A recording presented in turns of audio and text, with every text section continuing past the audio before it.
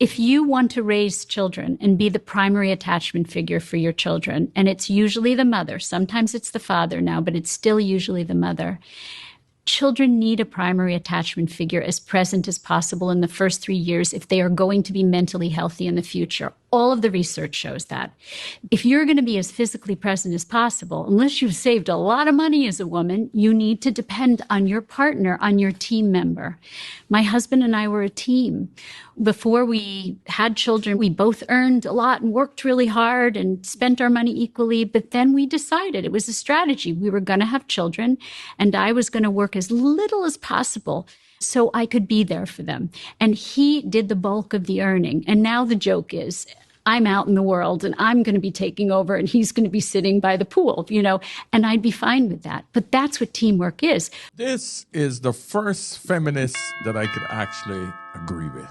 Yeah. Gentlemen, you know that our arch nemesis is the feminist movement. That we all can agree that it has been a disaster for relationships. But one thing that is very evident, that as a lot of these feminists become older, a lot of them usually become wiser. They grow up. They see the problems. They see the cracks in the armor. And it's at that point that you actually can have a pretty good conversation with them. And this is one of those cases. Now, this is an excerpt from the Diary of a CEO podcast. And I did feature this yesterday as well, but the entire segment is over 2.5 hours long. I know a lot of you guys are not going to listen to 2.5 hours. So I'm hoping that I can pull out some of the great points to actually give you a good overview of what is happening in the world as we see it today. But there's just certain common things that I wanted to highlight that is profound enough for you all to just take really deep notice of. On this panel, we have 3 women. This older woman here, she has seen the light. So even though she's a self-proclaimed feminist, she sees the problems in today's society on a whole.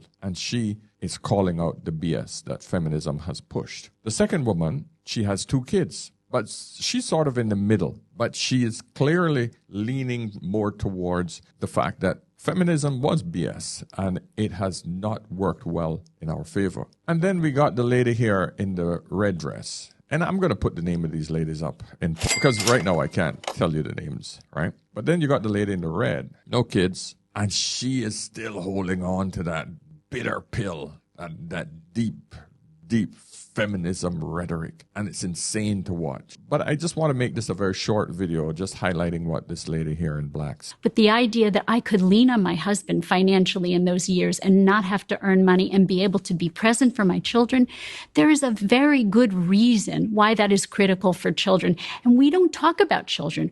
We're sitting here, this is the first time we talked about children. We're talking about adults. And individuals. And no, children are dependent on us. If you don't have to have children to be happy, but if you are going to bring children into this world, you have a responsibility to those children, and it surpasses any individual desire you may have. Oh, man. Now, that's a feminist that I can get behind. Gentlemen, so she focuses primarily on the babies. And I'm going to let her introduce herself. We'll talk about all of that today. Going clockwise then, Erica, same question to you about your background and the work that's fed into the perspective you have. I'm a psychoanalyst in private practice. I'm an author. I write books about parenting. And the book I'm probably most well known for is my book, Being There. And it's basically about the neuroscience of attachment, or the importance of mothers in the first 3 years of a child's life to create emotional security, which lays down the foundation for mental health in the future. And so from my perspective, I guess the conversation we're going to have, I should say right off the bat, I consider myself a feminist, but I consider myself a term that I like better and that my community uses, the people that I work with, and which is I consider myself a maternal feminist. Beautiful. A maternal feminist. Haven't heard that term before. Usually, you don't hear the word feminism and babies in the same conversation. You're always hearing, I got to get the bag. I got to get into the workplace. I got to compete with men. Men are blank. It's never about the health of a baby. It's always about the struggle of having a man's child, but never about the health of the baby, whether that's mental or physical. So, my friends, this is going to be a short one, but I want you guys to just focus on these three ladies today, because you're going to see two women who have sort of woken up. The doctor, older, wiser, have seen the history. Another lady here who has 2 kids. Let's start with some introductions. Louise, what is your professional background and what do I need to understand and know about your experiences that feed into your perspective on this subject? So my professional background, I'm a journalist. I write about ideas for a living. I don't have like a political agenda. I just write and say things that I think are true. In terms of how I arrived at some of my views on what we're going to talk about today, sexual revolution, I think I was raised with a lot of the assumptions around the sexual revolution, which are sort of like the water that we swim in now culturally. And it wasn't until I got to university that I started gradually unpicking them. Yep. You know, uni, it gets you every time, man. And then we're going to get to the padded shoulders, no kids. I don't know if she's in a relationship or not. These are the kind of feminists that we gentlemen just despise. You can hear the trauma in this one. Lastly, Deborah. Yes. Same question to you. So I am best known as the host of the Guilty Feminist podcast. And I started that podcast to learn about feminism. And I have since researched a lot. I wrote a book called The Guilty Feminist. I've just written a book called 6 Conversations We're Scared to Have, which does also challenge some of the directions that we've gone, but more in about how combative we've become as progressive people to each other, and how difficult it is to talk to people on the right now, and how we need to get back in rooms and we need to be having difficult discussions like this. So it's interesting what Louise says about being raised in a progressive household, but then being disillusioned and thinking that there's some ways in which life was better before the sexual revolution, because I'm effectively a time traveler. I did live before the sexual revolution, because when I was 14, just coming into my puberty, my family joined a religious cult. I didn't have any normal sexual development, and I didn't get out. I didn't escape that patriarchal cult till I was in my mid-20s. So I know what it is, and I do not believe women want it. I know what it is to not have autonomy, to not have agency, and to not have emotional freedom. And those are the 3 big things that I think the sexual revolution gave women. Isn't it amazing that the ones who've gone through traumatic events always end up being the most radical, being the most extreme? Nowhere in here she talks about kids or being a mother. It's all about sex, fun, being able to have the freedom to be a hoe, so to speak, not seeing the downside of it because she was denied it, you see. These are the women that are making the most noise, and that's the scary part. But what we're going to get into is the first lady, Erica. She's now going to describe the problems that we're now facing with the low birth rates, etc., etc. Okay? My friends, like this video because this is going to be another powerful video. All right? My friends, our job is to try to understand the female brain as well. But what I want us to not do is to just think about the extreme feminists, because there were certain movements that had to occur to give women certain liberties. But like we discussed last night in that video, too much freedom is not a good thing. And 2 of these women agreed with that one simple premise. Guess which one didn't? So subscribe, my friends. And of course, gentlemen, please sign the paternity petition. It is moving, but it's not moving fast enough. Please share it with all other content creators that you know of and ask them to join so that we can actually move this needle to get men to petition for mandatory paternity tests at birth. Before a man's name should go on a birth certificate, every birth should come with a mandatory paternity test. It's only fair. It's only fair. Go to change.org. You can scan the QR code that I have set up on the side here. I will place a link in the description of this video at the top, and I will also pin a link at the beginning of this comment section. Listen, man, there's nothing to lose on this, everything to gain for all of us men. We have to come together collectively to make a change. That's what women do all the time, but men are not doing it. And that's why we keep losing. Just go over there, click a few buttons, man. There's nothing more to it. I gain nothing from this, gentlemen. I gain nothing from this except the fact that I initiated it. That's it. And you're saying the mother should be there in those opening years? The primary attachment figure, who's usually the mother. Daycare is terrible for children. Let's define daycare. Daycare is anything under the age of 3. Otherwise, we call it preschool. We used to call it nursery school, 3 to 5 before kindergarten. Okay. So anything under the age of 3 where you put your child in group care is daycare. And what it really is, they're day orphanages. You separate a baby who needs skin-to-skin contact, the sound of their mother's voice, her eyes, her physical and emotional presence to soothe that baby when they're in distress from moment to moment, to help to regulate their emotions. So 2 things mothers do. They buffer children from stress, which is so important because the part of their brain that regulates stress is meant to remain offline for the first year and very quietly, slowly come online for the next 2 years. So what are we doing? We're throwing babies into these institutional orphanages. It's overstimulating. It's stressful. If you walk into any daycare, you are going to hear many, many children crying. Children are not meant to cry much in the first year. They're meant to be held by their mothers and held against their mothers' bodies.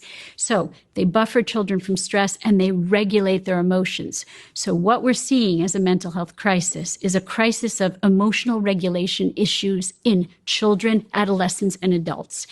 Depression, anxiety, ADHD, these are all emotional regulation issues. That means people cannot regulate their emotions. And so we're just giving them pills. We're not saying, where does emotional regulation come from? What's the origin of it? And Ooh, she's cooking. She's cooking. That's why so many women are on psych meds, man. They're messed up. Look at this one here. I recorded this one this morning. Don't touch people. No. No, this is where her asshole is. Do not touch her. Look at her. Shut the fuck up. Don't fucking touch me. Step back. Let go. Não encosta nela. Tira a mão. No. Let go. Let go of her hair. You cannot do that. Let go, miss. Let go of her hair. Tira a mão. I'm not. Andrea. I'm not even touching your hair, bitch. Andrea, you need the police right now. You need to let go You right need now. those 911. You need to let go. 911, bro. You need to let go right now. Miss the person right now. Yeah, I'm sorry. I didn't want to sit next to a fucking fat lady. Let go. Let go of her. You need to let go of her hair right Let go now. of her hair. You guys are already past the point of no return. You're already past the Let point go of no of her return.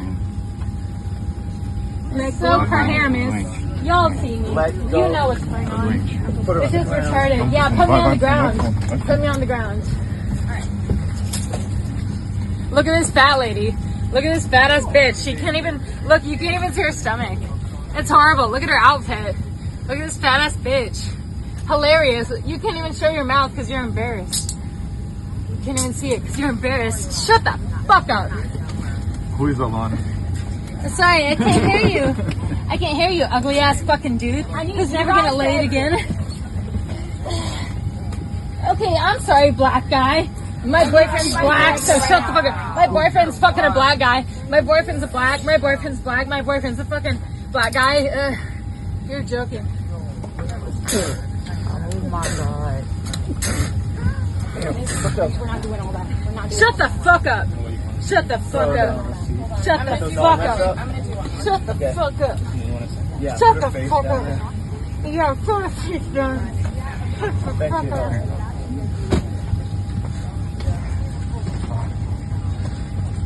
Ugly ass bitch, you're so fucking ugly. You guys, I need You guys never to- got laid in your Right life. now. Your boyfriend's dick is like 2 inches big. It's embarrassing.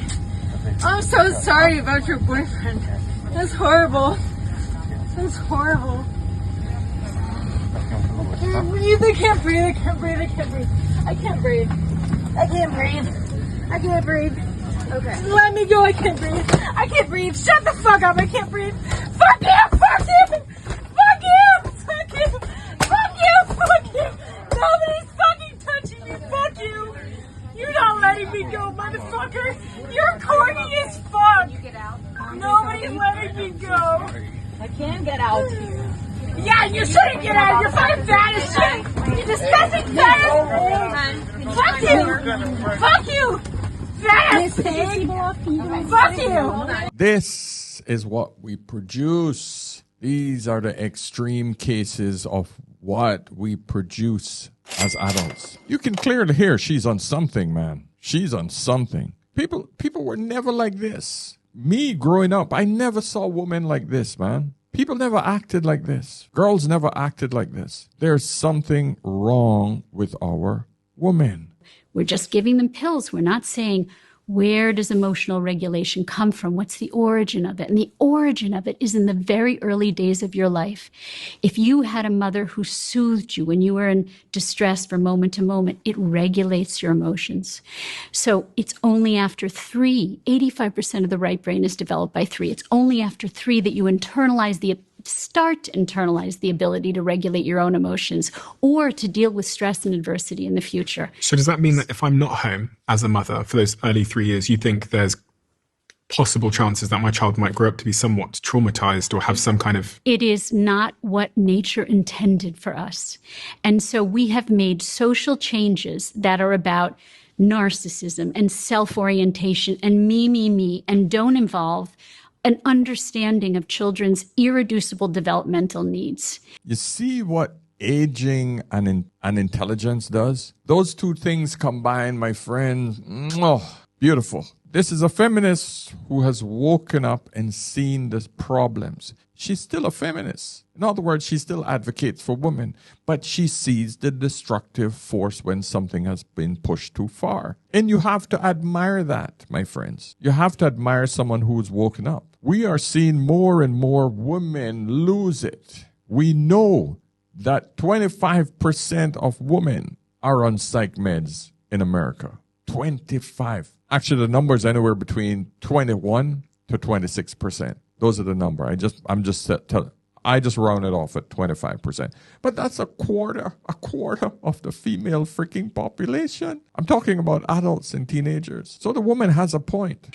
And if we did, then maybe more women wouldn't have children, and that would be fine. I have no problem. I'm not a pronatalist. You don't have to have children to be happy. You can, build businesses, build houses, have loving, intimate relationships, not have children. But if you're going to have children, you need to know that dropping and running, putting them in daycare, or now, let's talk about very poor women, because this is always going to come back at me. What about very poor women? There are so many solutions for very poor women that do not involve daycare. And I hate when people say poor women have to rely on daycare. Why should they have to rely on daycare when rich women don't have to rely on daycare? And the truth is there are other solutions. Poor women can live together and support one another and form communities. They can share care of a caregiver. It's far better to have a single surrogate attachment figure, a babysitter who is a full-time babysitter, than putting a child in daycare. So if you can't be there and you're poor and you have to work, then it's far better to have first kinship bonds, someone who's related to you, because it's going to be a more similar investment in that child than anyone else.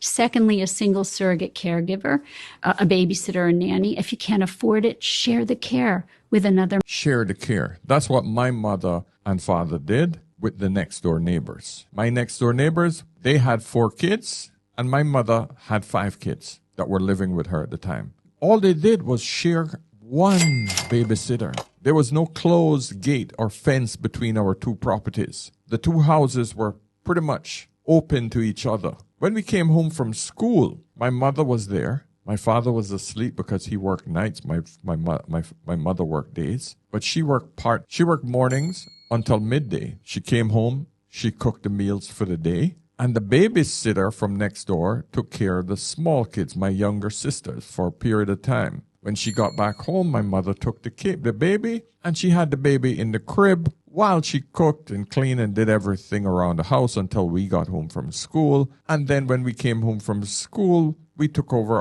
our duties. But it was simple. We shared babysitters. She took care of the young baby next door, while our neighbor, who was a school teacher and a chef, they went off to work during the day. She took care of the babies there and my mother's baby, my younger sisters. And that's how it was done until we got older and we had to take over some of the child care as well. A lot of poor people no longer even know their neighbors. That's the shitty part. We're living in apartments and we are living apart. A lot of us don't even know our own neighbors, man. Mother, because that's still going to be better for that child than putting them into an institutional group environment. Because what you're doing is you're basically putting usually no less than 5 children with one caregiver under the age of 3. In some cases, it's under the age of 1. And if you've ever had a baby crying, you know that that baby is going to get the other babies crying. And now you have 5 babies crying. There's no way you can soothe them when they're in distress. There's no way you can regulate all those babies' emotions. We are doing terrible damage to our children by putting them in daycare. Now, daycare was the feminist agenda. It was about the second wave of feminism. They said, put your babies in daycare. It's the only way you're going to go back to work and work. And they didn't talk about children. The first wave of feminists, they talked about children.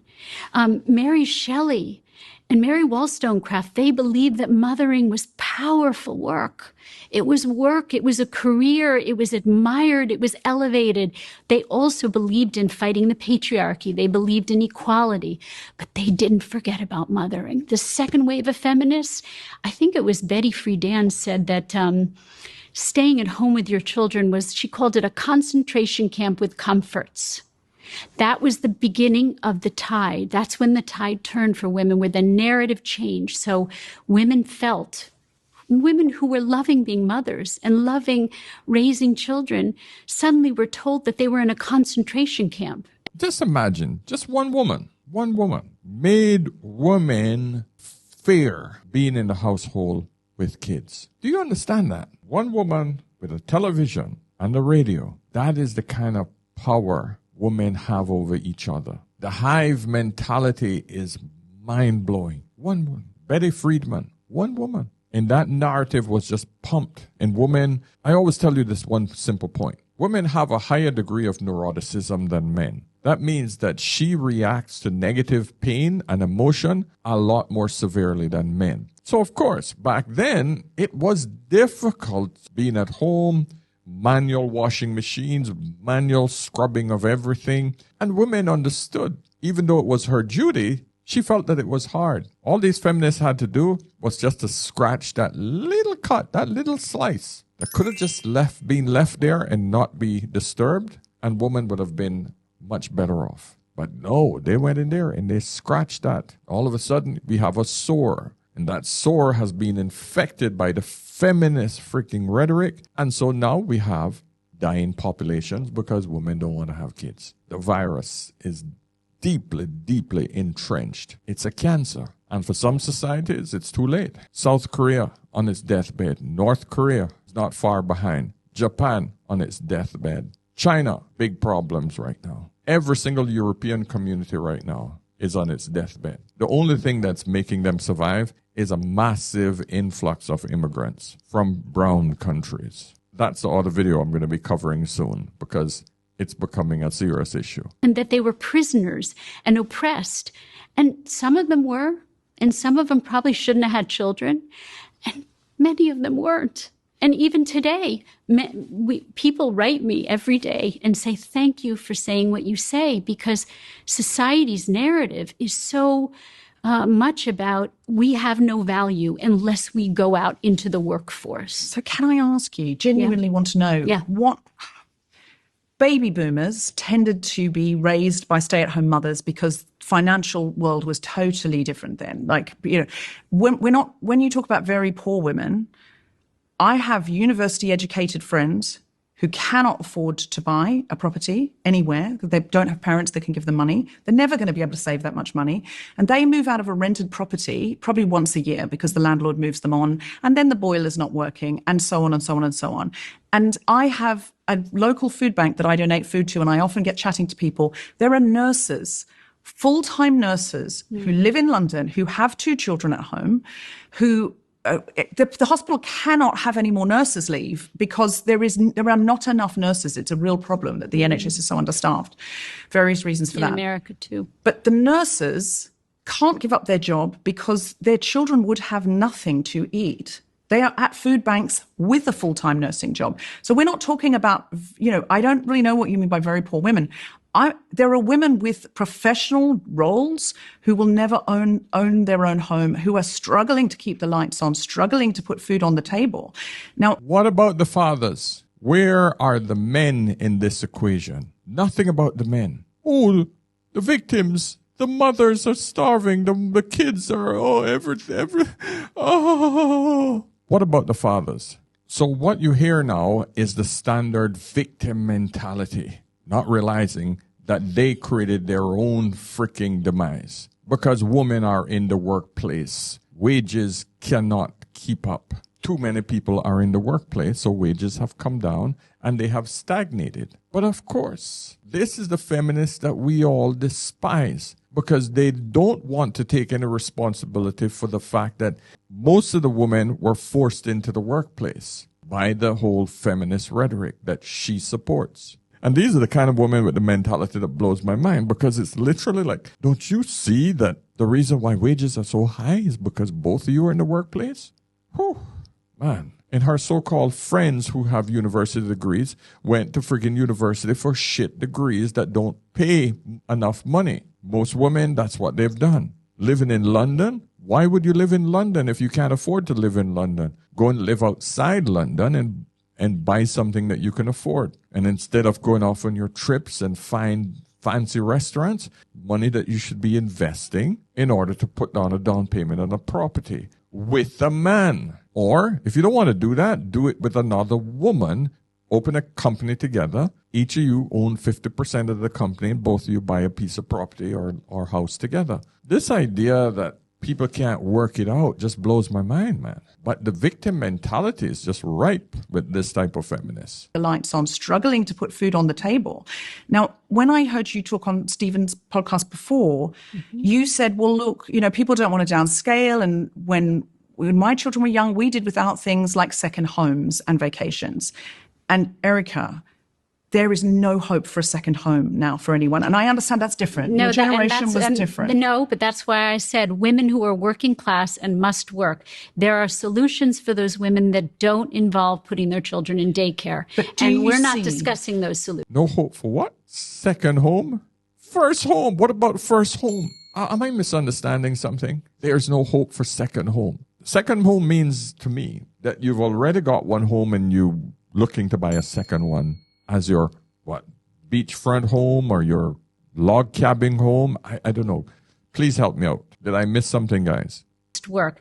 There are solutions for those women that don't involve putting their children in daycare. And we're not discussing those solutions. But do you see, listen, I would love if the government, of every government, would say, here's the option to stay home for 3 years. There are some. And great. They should be more. Slovenia, Hungary, there are some. And that is amazing. And I think lots of parents, and for me, I don't think it has to be the mother. And I've got friends who are same-sex parents and who have the most incredible relationships with their children. I don't think it has to be a mother. But I feel like there's lots and lots of parents who would love to stay home for 3 years with their children and be able to afford that and to be able to afford to get, and that corporations would then go, there's a lot of evidence that if you take 3 years off to raise your child, when you come back, you've got a whole new skill set. There's books written about it. Oh my God. You go back into the financial district. You've negotiated with a toddler for 3 years. That's right. Step inside. Absolutely. And yet often that is not recognized. Women are pushed out of the workforce. So I am 100% with you. What kind of illusion that these women under? Jesus. You have a whole new skill set if you've been negotiating with a child that you have not been able to talk to because the child cries. Okay, I'm coming. Okay, I'm coming. Is that negotiation? I don't want it. Okay. I don't want to eat. Okay. That's not negotiating. Apparently that sort of negotiation is supposed to help you in finance.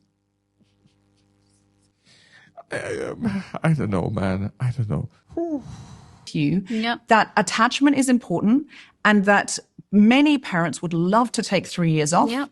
And this is not being made possible by unregulated capitalism, by governments who do not care. I agree. And I'm It from is America not. where we don't have any paid leave at all. Absolutely You know, shocking. I go and advocate on the Hill for this. I mean, I've been advocating for a decade for paid leave, and I don't seem to be getting anywhere, but I'm trying.